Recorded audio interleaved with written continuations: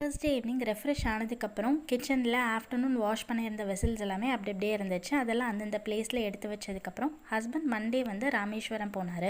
அவர் இன்றைக்கி காலையில் தான் ஊருக்கு வந்தாருங்கிறதுனால மார்னிங் பிரேக்ஃபாஸ்ட்டுக்கு இட்லி வடை எல்லாமே செஞ்சுருந்தேன்.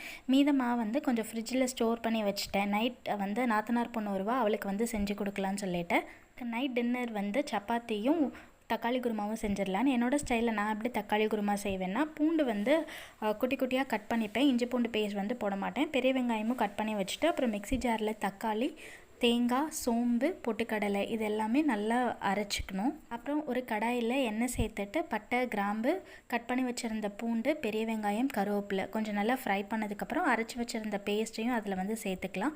அப்புறம் மஞ்சள் தூள், காரத்துக்கு தேவையான அளவு மிளகாத்தூள், கல்லுப்பு இதெல்லாம் சேர்த்துட்டு லைட்டாக சூடு வந்ததுக்கப்புறம் கொத்தமல்லியும் சேர்த்து கொஞ்சம் நல்லா கொதிக்க வச்சாச்சுன்னா டேஸ்டான தக்காளி குருமா வந்து ரெடி ஆகிடும்.